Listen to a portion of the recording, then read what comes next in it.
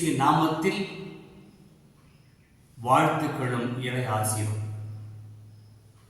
இன்று செப்டம்பர் 8, 2024 பொது காலத்தில் 23ஆம் ஞாயிறு. இன்று அன்னை மரியாவின் பிறப்பு விழாவும் கூட திருச்சபை கொண்டாடுகிறது. இன்றைய முதல் வாசகத்தில் ஏசாயா உள்ளத்தில் உறுதியற்ற மக்களை பார்த்து, திடன் கொள்ளுங்கள், அஞ்சாதிருங்கள், உங்கள் கடவுள் வருவார், உங்களுக்கு விடுதலை அளிப்பார் என்ற மாபெரும் செய்தியை அவர் நலிவுற்ற இதயங்களுக்கு எடுத்துரைக்கிறார். இன்றைய காலகட்டத்தில் ஒருவரை சூழ்நிலை மிக எளிதாக உள்ளத்தில் உறுதியற்ற நிலையை உருவாக்கக்கூடிய சூழல் பல இருக்கிறது. ஆக நவீன காலத்தில் நாம் நிறைய மக்களை பார்க்கிறோம். உள்ளத்தில் உருக்குலைந்து போன, சீர்குலைந்து போன, நிலை குலைந்து போன, நம்பிக்கையற்ற மக்களை எல்லாம் பார்க்கிறோம். அப்படிப்பட்ட மக்களுக்கு இன்றைய முதல் வாசகம் ஒரு தீர்வாக இருக்கிறது. ஏசாயா மீண்டும் சொல்கிறார், திடன் கொள்ளுங்கள், யாரிடத்தில்? ஆண்டவரிடத்தில். அஞ்சாதீர்கள், கடவுள் வருவார், உங்களுக்கு விடுதலை அளிப்பார் என்று மீண்டும் சொல்லி அவர்களுக்கு உற்சாகமூட்டுகிறார், நம்பிக்கையூட்டுகிறார். சரி, கடவுள் வந்தால் என்ன மாற்றம் உருவாகும்?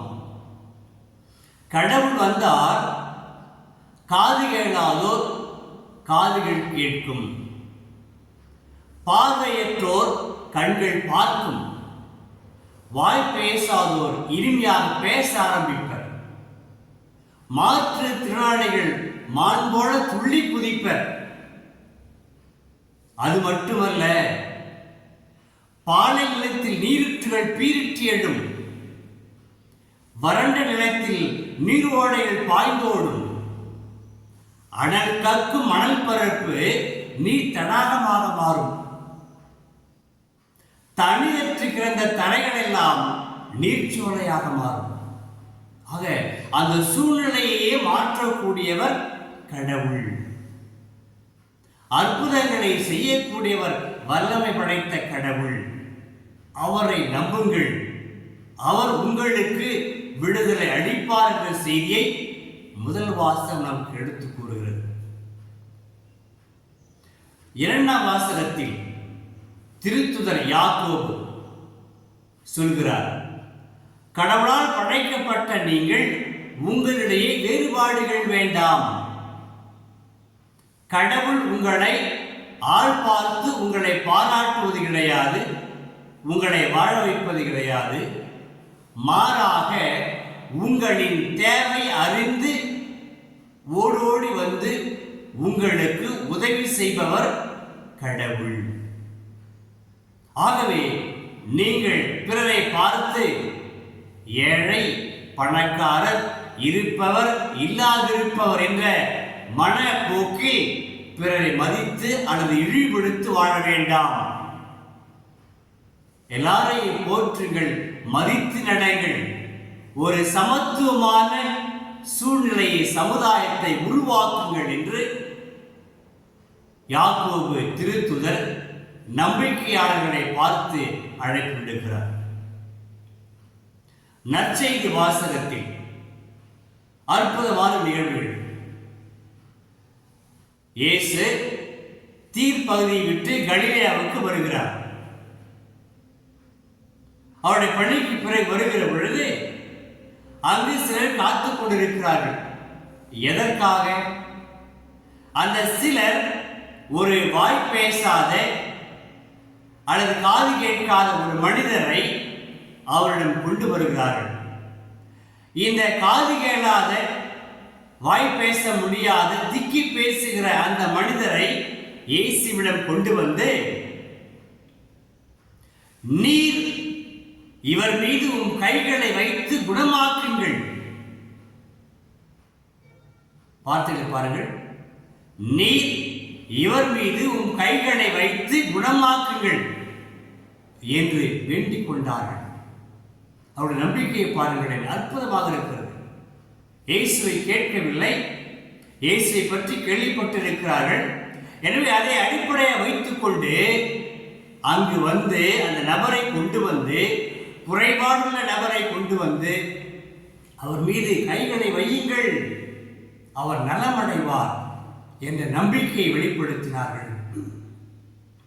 ஆம் நண்பர்களே, இயேசு அந்த சிலருடைய நம்பிக்கையை பாராட்டுகிறார். எனவே இயேசுவும் உடனடியாக களத்தில் இறங்கினார். வேண்டாம் என்று சொல்லவில்லை, தயக்கம் காட்டவில்லை, தள்ளி போடவும் இல்லை. உடனடியாக இயேசு அந்த குறைபாடுள்ள, காது கேளாத, பேச முடியாத, திக்கி பேசுகிற அந்த நபரை தனியாக அழைத்து சென்று தொடுகிறார். அவருடைய காதுகளையும் நாவையும் தொடுகிறார். அந்த இயேசுவின் தொடுதல் அவருக்கு வாழ்வு கொடுக்கிறது.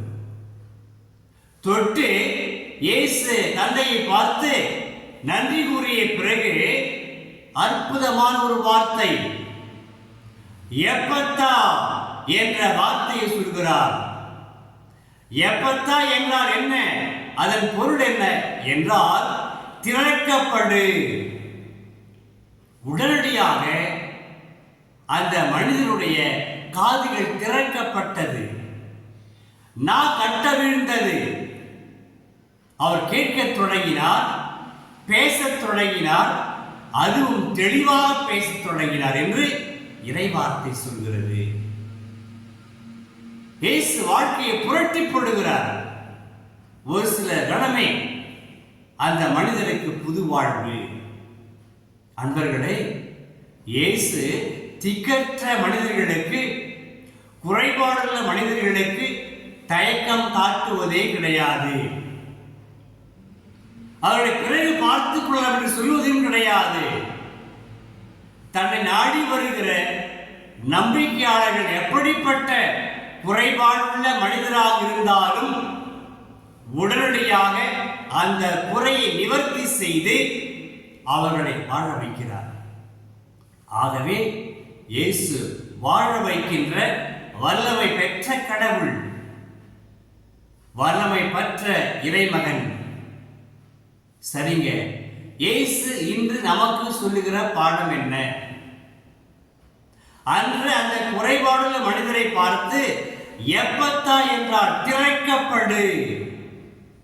இன்று நம்மையும் பார்த்து ஏற்று சொல்கிறார், திறக்கப்படு. நம்முடைய காதுகள் திறக்கப்பட வேண்டும், நல்லவற்றை மட்டுமே கேட்பதற்கு. நம்முடைய கண்கள் திறக்கப்பட வேண்டும், நல்லவற்றை பார்ப்பதற்கு, மனிதரை பார்த்து வாழ வைப்பதற்கு. நம்முடைய நா கட்டவிழ வேண்டும், பிறரை பாராட்டி பேசுவதற்கு, பிறரை வாழ வைப்பதற்கு. நம்முடைய உணர்வுகள் திறக்கப்பட வேண்டும், நாம் இறைவனை புரிந்து அனுபவிப்பதற்கு, பிறரை வாழ வைப்பதற்கு. நம்முடைய அறிவு கண் திறக்கப்பட வேண்டும், நாம் தெளிவடைவதற்கு. ஆக நாமும் குறைபாடுள்ள மனிதர்களாக வாழ்கிறோம். ஆனால் இயேசு இருக்கிறார், திறக்கப்படு என்று சொல்வதற்கு, நமக்கு வாழ்வு கொடுப்பதற்கு. நாம் ஏன் தயங்க வேண்டும்? நம்பிக்கையோடு இருப்போம், திடன் கொள்வோம், அஞ்சாதிருப்போம். இயேசு வருவார், நம்மோடு இருப்பார், நமக்கு விடுதலை அளிப்பார். நம்புவோம், வாழ்வு பெறுவோம். சிரிப்போமா? எங்களை படைத்து வரும் தந்தையே, காத்து வரும் தந்தையே, உமக்கு நன்றி சொல்கிறோம். அந்த ஏசாயா வழியாக திடன் கொள்ளுங்கள், அஞ்சாதீர்கள், கடவுள் வருவார், உங்களுக்கு விடுதலை அளிப்பார் என்ற வார்த்தைகள் எங்களுக்கு நம்பிக்கை ஊட்டுகின்றன. அதுபோல இயேசு அன்று குறைபாடுள்ள மனிதரை பார்த்து அவரை தொட்டார். அவரின் தொடுதல் இயேசுவின் தொழுதல் அவருக்கு நலமளித்தது, சுகமளித்தது, அவருடைய பிரச்சனைகளுக்கு தீர்வு கொடுத்தது. அவர் திறக்கப்படு என்றார். அவருடைய செவிகளும் அவருடைய கண்களும் நாவும் திறக்கப்பட்டன. அவர் தெளிவாக பேசினார். கடவுளே, நாங்களும் குணமடைய விரும்புகிறோம், நம்பிக்கையோடு வருகிறோம். எங்கள் காதுகளை திறந்துவிடும், எங்கள் கண்களை திறந்துவிடும், எங்கள் நாவை கட்ட வீழ்த்திவிடும். நாங்களும் அறிவு தெளிந்த மக்களாக, உமது உறவில் வாழுகின்ற பிள்ளைகளாக தொடர்ந்து வாழ எங்களுக்கு வரமடையும், தெளிவடையும், ஞானத்தை கொடும். எங்கள் வாழ்விலும் உமது அற்புதமான வார்த்தைகள், திறக்கப்படு என்ற வார்த்தைகள் நாள்தோறும் ஒழிக்க செய்யும். நாங்களும் நம்பிக்கையோடு உணர்வுகள் திறக்கப்பட்டு, அறிவுகள் திறக்கப்பட்டு மக்களாக வாழ எங்களுக்கு வரம் தாரும். இவற்றை உமகன் இயேசுவின் வழியாக ஜெபிக்கிறோம் தந்தையே.